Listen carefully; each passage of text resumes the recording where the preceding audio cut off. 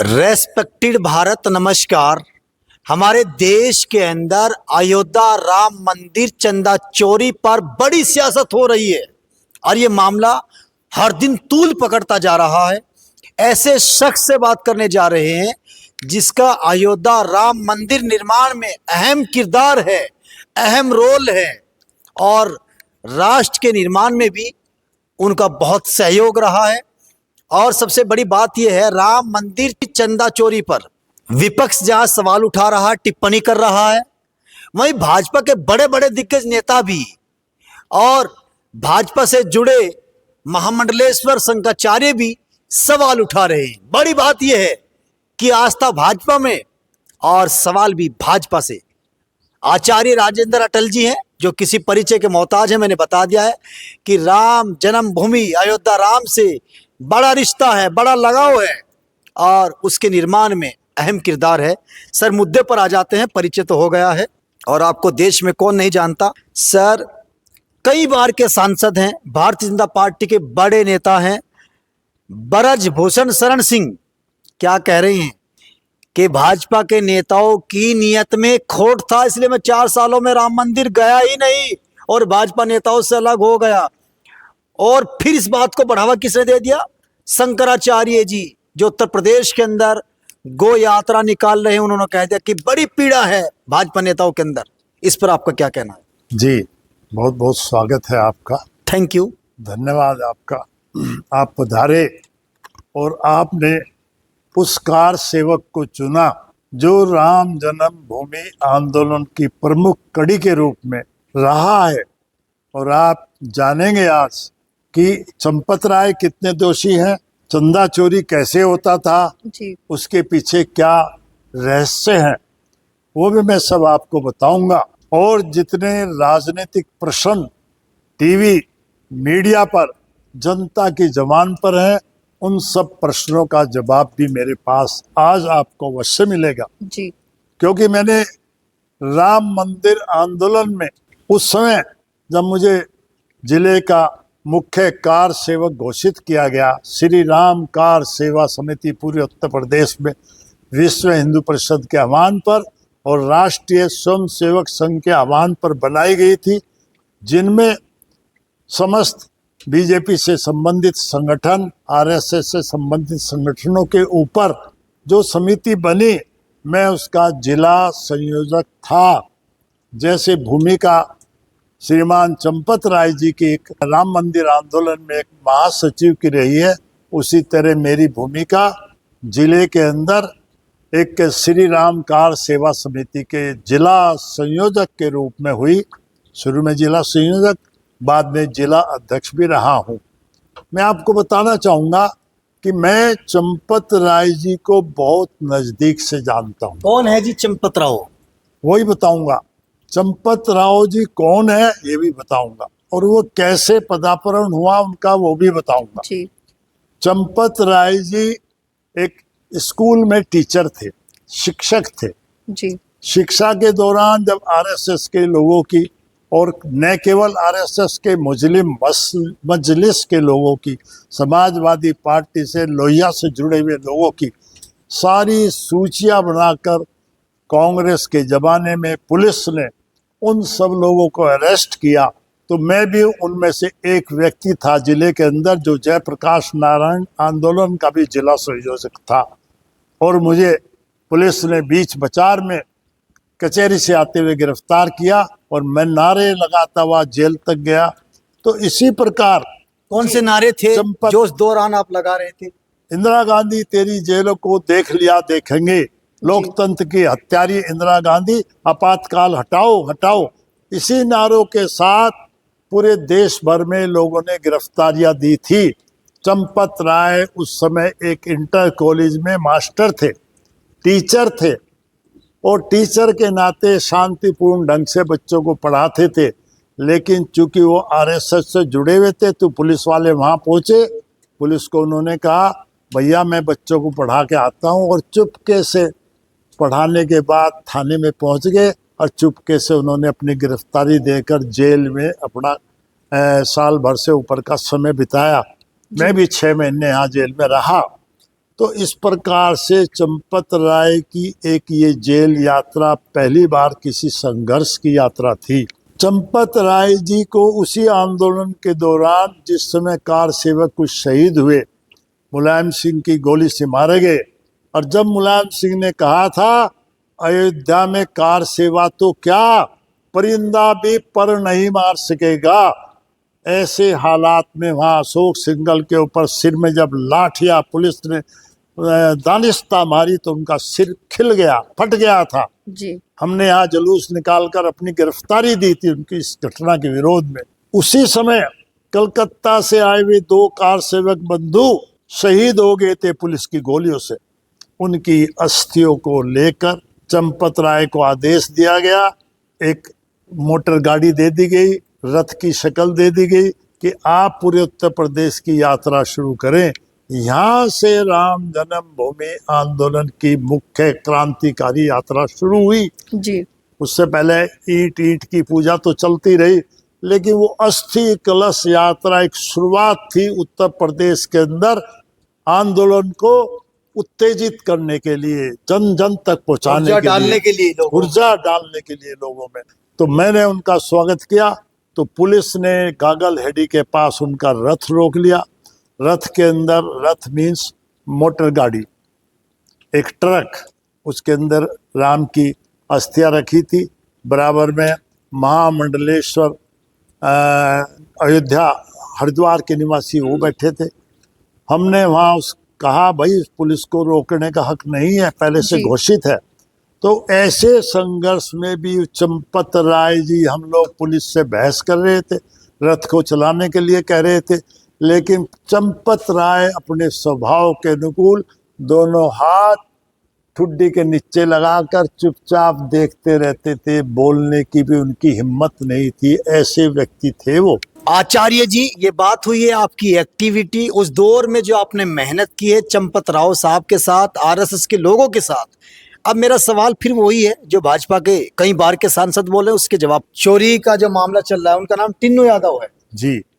टिन्नू यादव का जो असली नाम है वो है राम शंकर सिंह। राम शंकर सिंह जी। तो अब आप जानिए, वो एक ऑटो ड्राइवर था, सिंपल सा जी। वहाँ ऑटो चलाता था। तो उस ऑटो चलाते चलाते उसको पता चला, ऑटो से वो सामान ढोता था जी। चंपत जी को सामान बाजार से मंगाते थे, वो सामान लाता था। धीरे धीरे वो बड़ा विश्वास पात्र सा दिखने लगा। जी। तो उन्होंने कहा, रे टिंकू यादव, आप हमारी गाड़ी भी चलाने दो। इस प्रकार वो उनका ड्राइवर बन गया। और टिंकू यादव का नाम दूसरा। और टिंकू यादव कैसे बना? शराब पीने का शौकीन था जी। तो टुन्न रहता था नशे में, तो टुन्नू यादव इस तरह उसका नाम बना। ठीक। धीरे धीरे उसने उनके निकट आ गया, सामान लाने लगा, ले जाने लगा, और इनका विश्वास पात्र बन गया। लेबर की योजना बनाने लगा, इतने आदमी चाहिए, मैं बुला देता हूँ जी, वो आदमी आने लगे। ऐसे करते करते और उनके कार्यालय की चाबियाँ, उनकी गाड़ी की चाबियाँ टिन्नू यादव के पास रहने लगी जी। तो टिन्नू यादव का ये परिचय है, उसने अपने ऑटो चलाते चलाते चंपत जी का खास आदमी बन गया। अब ये तो है इनकी बात। जो आप और लोग ये सवाल उठा रहे हैं, चंपत जी ने इतनी जिम्मेदारी का पद होते हुए भी जी। क्या चंपत जी चोरी में शामिल है? क्या चंपत जी पे संदेह नहीं किया जाना चाहिए? जी। क्या चंपत जी के लगाए हुए 7-8 लोगों के साथ और भी लोग ऐसे हो सकते हैं जिन्होंने गड़बड़ की है? क्या चंपत जी को पता नहीं चला? जी। इसके पीछे जो इतिहास है, शांतिपूर्ण व्यवस्था के समर्थक थे। ऐसे हालात में वो किसी को भी ऐसे बह नहीं कह सकते थे जी। डांटना तो बड़ी दूर की बात है। तो वो जो टिंकू यादव जैसा कहता था वो करते था। भाई टिंकू यादव अच्छा व्यक्ति है जी। और ये हमारा काम कुशलता से कर रहा है, तो इसमें कोई कमी नहीं है। टिंकू यादव भी उनके सामने कोई शराब वगैरह नहीं पीता था जी। सेवन नहीं करता था, अपने आप को यही दिखाता था मैं साफ स्वच्छ हिंदूवादी व्यक्ति हूँ। बिल्कुल सर। इसके विपरीत उसके मन में कोई सपना पनप रहा था, पैसे को लेकर आने जाने वाले लाभ चंदों को को लेकर, लाभ मन में उठाने लालच को आ लेकर। गया था। मन में लालच उसके घुमड़ रहा था जी और उसने अपने एक ऐसे 7-8 लोगों का एक गिरोह बनाकर उनको गिरोहबंदी की योजना के तहत इसमें शामिल करा। जिस समय मंदिर में जरूरत पड़ी, भाई पैसा गिनने के लिए अच्छे लोग चाहिए, जी टिंकू यादव आगे आया और उसने चंपत जी को प्रभावित करके जी ये बात रखी, ये विश्वसनीय लोग हैं, जी मैं इनको जानता हूँ, जी कोई अभी नहीं है, जी। विश्व हिंदू परिषद के समर्थक हैं, राम के भगत हैं। इस आधार पर चंपत जी ने उसके विश्वास करके उन लोगों को उस जगह जगह दी। जब चंपत जी के सामने ये बात आई कि जो चंदा इकट्ठा हो रहा है उसका ग्राफ गिर रहा है, जी वो कम हो रहा है रोजाना, तो चंपत जी और उनके कुछ सहायकों ने मिलकर उस मंदिर के उस कक्ष में गुप्त रूप से कुछ कैमरे लगवा दिए। जी अच्छा जी, ये आया ऑन द रिकॉर्ड है, वो कैमरे लगवा दिए और कैमरों की रिपोर्टिंग में देखा, कैमरों के अंदर उन्होंने देखा कि जिन लोगों को नियुक्ति के लिए लगाया गया है उनमें बैंक के भी लोग हैं, उसमें वो कार्यकर्ता है जो टिंकू यादव ने उनको विश्वास दिलाकर लगाए थे जी और वो गड्डिया उठा रहे थे। जो कैमरा एक लगा हुआ था उसकी ओर पीठ करके खड़े हो जाते थे, गड्डी धीरे से उठाई जेब में डाल लेते थे, जी। जूते के अंदर, जुराब के अंदर डाल लेते थे। Right sir. तो इस तरह वो वहां से लोगों का चढ़ाया हुआ कीमती धन और नोटों की घड़ियां प्रतिदिन निकाली जा रही, हाँ, लोगों की आस्था मन्नत जो गुट्ठेस आदमी- पहुंचा के हाँ। अपने निजी लालच हाँ। के लिए वो चोरी को अंजाम दे रहे थे। जी जब उन्होंने देखा उन्हें बड़ा दुख हुआ, उन टिंकू यादव को बुलाया, जी सारी कमेटी के लोग बैठे, ये तुम्हारे आदमी है। ये तुम्हारे आदमी है। उसने कहा जी ऐसी गलती कैसे कर सकते हैं, जी मैं उनको देख लूंगा, मैं उनको समझाऊंगा, लेकिन अगर आप इस केस को पुलिस में दोगे तो अपनी धार्मिक स्थल की- बेइज्जती हो जाएगी। जी सब लोग ये कहेंगे चंपत जी गड़बड़ करा रहे हैं, हम सब लोग यहाँ बेईमान है। जी जैसे किसी परिवार में कई बार कोई बच्चा या परिवार का सदस्य या परिवार गलत का काम करता है, नौकर उसको गलत दबा काम लेते हैं, करता छुपा है तो दूसरे भाई बंद ये कहते भाई पुलिस में ना भेजो, नहीं तो घर की बदनामी हो छुपा जाएगी, लो बात को। छुपा लो बात। इस तरह से इस बात पे पर्दा डालकर उनको चेतावनी दी गई और उनके घरों में जाकर इस कमेटी ने, इन लोगों ने वो सारा पैसा लेके आए और राम मंदिर में जमा किया, जो जी। बाद में पुलिस को सौंपा गया। आप तो ये सोचिए, अगर वो बेईमान होते तो वो पैसा क्यों देते, अगर वो चोरी कराते तो उनके घर से उन्हें पैसा लाने की आवश्यकता क्या होती। क्यों जब्त करा के पुलिस को सौंपते? सही बात ये है, चंपत जी तो उनके चेहरे पे भी शिकन नहीं आती थी, ऐसे सज्जन, ऐसे सरल ईमानदार व्यक्ति है। ऐसे जी। शिक्षक और जिन्होंने- हजारों लोग जिन्होंने उनको देखा है, जाना है, उनके नाम की कसम भी आज खाने को तैयार है। जी लेकिन चंपत जी का दुर्भाग्य है, और जिन लोगों के नाम आपने उठाए हैं, ऐसे लोगों ने ऐसा माहौल बना दिया था कि चंपत जी ही सबसे बड़ी मछली है, जी बड़ी मछलियों की गिरफ्तारी होनी चाहिए। इस तरह के रोजाना टीवी पर वाद विवाद के बाद भी कोई आदमी सच बोलने के लिए तैयार नहीं नहीं हुआ। बड़े बड़े संतों ने भी यही कहा, अगर चंपत जी ने ऐसा किया है तो निश्चित रूप से उन्हें भी सजा मिलनी मिलेगी। चाहिए। लेकिन कोई ये कहने के लिए तैयार नहीं हुआ चंपत जी ऐसा नहीं कर सकते, चंपत जी ऐसा नहीं कर सकते, हम उनको जानते हैं। आज जाकर कुछ साधु संतों ने इस बात को उठाने की कोशिश की है जी और कि ये चंपत जी एक तपोनिष्ठ, तपोवर्ती, जी समर्पित व्यक्ति हैं, आजीवन धार्मिक आजीवन धार्मिक है। और आप, मैं कहता हूं, उनके गांव में भी जाइए, उनके घर पर भी जाइए, कैसा टूटा हुआ घर उनका है, और जी। 20, 30, 40 साल से तो वो अपने घर में ही नहीं गए। जी, लगता है आचार्य जी आपके बहुत घनिष्ठ, गहरे और दिल और ब्रेन के संबंध है चंपत राव साहब से। अब मैं दूसरों का नाम न लेकर अपना नाम लेता हूं। मैं ये चाहता हूं, मैंने अयोध्या में बहुत काम किया, मैंने वो अयोध्या का चबूतरा बनाया जी जिस पर हाई कोर्ट ने स्टे दिया और जी। कहा भाई यहाँ मंदिर चल बना है, पूजा हो रही है, इसको स्टे दिया जाता है। और सुप्रीम कोर्ट ने उस स्टे को कंटिन्यू रखा, जी। जिसके आधार पर राम मंदिर आंदोलन की विजय हुई। और मैं कहूँ, मुझे कोई पद नहीं मिला, मुझे कोई एमपी नहीं बनाया गया, मुझे एमएलए नहीं बनाया गया, मुझे ट्रस्टी नहीं बनाया गया, मुझे अयोध्या नहीं बुलाया गया, मुझे तो अयोध्या भी नहीं बुलाया गया। लेकिन आपको? मैंने कोई आरोप नहीं लगा, भाई ये काम उनका है, मेरा काम जो था मैंने किया। जी अब जाकर जिसमें राष्ट्रपति द्रौपदी मुर्मू जी वहां पधारी, अंत में हमने हमारे पास पत्र आया, सूचना आई चंपत जी की, आपको आना है, आपने कार सेवा में महत्वपूर्ण कार्य किया। जी। तब हम गए। सहारनपुर से 2 लोग वास्तविक आंदोलन के जुड़े हुए थे, प्रेमचंद सैनी चापड़चिड़ी जी। और मैं। जेल भी गए आप, 6 महीने जेल में रहे, 6 अपने बच्चों महीने को छोड़कर। जेल में तो रहे हम आपातकाल में। राम जन्मभूमि आंदोलन में भी 1 महीना जेल में रहे। अयोध्या में हमने गिरफ्तारी दी। मेरा बच्चा भी कार सेवा के लिए गया, जी। 7 साल का बच्चा, वो भी वहाँ चने खाता हुआ फोटो है उसका दिखाई दे रहा है। जी। और जो आरएसएस बीजेपी का मुख पत्र है 5 जन्ने, जी। उसने वो कहानी, हमारी अयोध्या की अनकही कहानी, एक कार सेवक की जवानी प्रकाशित की है। जी।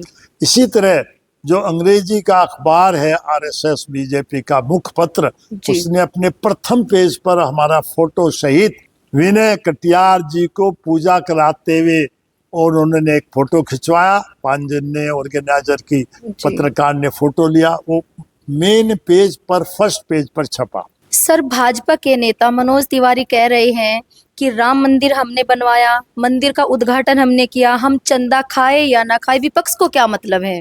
देखो जी, मैं तो जानता हूँ जी। कि इस तरह के बहुत सारे काल्पनिक प्रश्न जी। मीडिया में लहराए गए, जी। पैदा किए गए। अच्छा सर, अरविंद केजरीवाल बोल रहे हैं कि जो राम मंदिर चंदा चोरी के आरोपी है उनको कड़ी सजा मिलनी चाहिए। आचार्य जी जवाब। जो अंतर्राष्ट्रीय अध्यक्ष है आलोक जी, आलोक अग्रवाल, सुप्रीम कोर्ट के एडवोकेट भी है, जी। और पिछले 50 सालों से जी। राम जन्मभूमि की सेवा में बिना किसी पद के, जी। न्यास की सेवा के पद से बाहर रहकर कार्य कर रहे हैं। जी। उन्होंने प्रथम दिवस में ही सारे टीवीज को इंटरव्यू देते हुए कहा, हम ये चाहते हैं जो भी आरोपी सिद्ध हो उनको कठोर से कठोर सजा मिलनी चाहिए। अच्छा, आप मानते हैं आचार्य राजेंद्र अटल जी की जिस दिन आरोपी सिद्ध हो जाएंगे उनके घर पर बुलडोजर चलेगा, या सिर्फ बुलडोजर मुसलमानों के लिए है? ऐसा नहीं है, तो बुलडोजर तो रोज चलता है, हिंदुओं पे भी मुसलमानों पे भी। उसने ना हिंदू देखा ना मुसलमान। चलेगा ही नहीं चलेगा? ऐसी तो कई घटनाएं हो चुकी हैं। आप जो क्या कहते हैं सर, जो आरोपी है उनको जो- कितनी कड़ी सजा मिलनी चाहिए? मिलेगी, मिलेगी, इस पर आप क्या मेरा कहते विश्वास है मिलेगी। जो आप सोचते हैं वही होगा। हैं? जी। आपका कोई और संदेश है देश की जनता के लिए? मेरा संदेश, मेरा कहना तो यही है, ये टिन्नू यादव एक षड्यंत्रकारी व्यक्ति रहा है। इसने ही बड़े धोखे से प्रपंच रखकर ये सारा जाल फैलाया है, और इसको तो निश्चित रूप से बहुत बड़ी सजा मिलेगी। चंपत जी एक स्वस्थ विचारधारा के ईमानदार व्यक्ति हैं, जिन्होंने कभी मधुमक्खी भी नहीं मार सकते, जी। चोरी तो क्या। हमारे मुख्यमंत्री जी ने एक ऐसे कर्तव्यनिष्ठ सत्यवान व्यक्ति को नियुक्त किया है जिस पर विरोधी भी उंगली नहीं उठा सकते। अच्छा सर, भाजपा नेता कई बार के जो सांसद में बार बार बोल रहा हूँ, हाँ जी। ब्रजभूषण शरण सिंह ये कह रहे राम लला के मैं दर्शन ही करने नहीं गया भगवान के, क्योंकि मुझे पता भाजपा की नियत में खोट है। दर्शन तो मैं भी नहीं करने गया, मैं भी अब लास्ट में अब गया। तो हो सकता है कुछ कारण रहे हो। माननीय ब्रजभूषण जी मेरे भी परिचित हैं, मैं उनसे भी मिलूंगा। कितना बड़ा आरोप चंपत जी पे लगा। क्या कहने साहब, जितने जेवर चढ़ाए गए, काकभूषण चढ़ाया गया, एक रामचरितमानस सुनने की मंडवा का एक पूर्व गृह मंत्री जी ने अपनी माता जी के जेवर से बनवाई, सालों की तपस्या लगा दी, लेमिनेट किया उसको सोने से, वो भी गायब हो गई। और 2000 से ऊपर सामान था वो सब गायब हो गया। तो जिस दिन ये ट्रस्ट की मीटिंग हुई, बार बार टीवी चर्चा कर रहा, क्या होगा समान। अरे भाई, संविधान के अनुसार जो कोई त्याग पद देता है तो अपने आप स्वीकार हो जाता है। आचार्य जी, सवाल और भी बाकी हैं। जी भाजपा के राष्ट्रीय प्रवक्ता हैं गौरव भाटिया, जी। वो क्या बोल रहे हैं कि केजरीवाल को तो स्कूल बनवाने से मतलब है, मंदिर से क्या मतलब। ये कौन सी बात हुई? भाजपा के नेता शिक्षा की बात कम करते हैं, मंदिर की ज्यादा करते हैं। बताइए कौन सी बात है? अजी, प्राचीन काल में आश्रम मंदिर ही शिक्षा केंद्र होते थे। आश्रमों में सब पढ़े। और मजे की बात, जी श्री राम के दो बेटे जी हैं, दो बेटे लव और कुश, वो सीता जी के बेटे, वो कहाँ पैदा हुए? वाल्मीकि आश्रम। आश्रम में। वाल्मीकि कौन थे? भंगी थे। भंगी के आश्रम में सीता जी रही? जी नहीं, वो महर्षि वाल्मीकि थे। जी भंगी तो उन लोगों ने कहा जिन्होंने हिंदुओं का, देश का, संस्कृति का विभाजन करने का सोचा। जी वाल्मीकि महान संत थे। संत रविदास भगवान श्री कृष्ण जी के अनुयायी थे।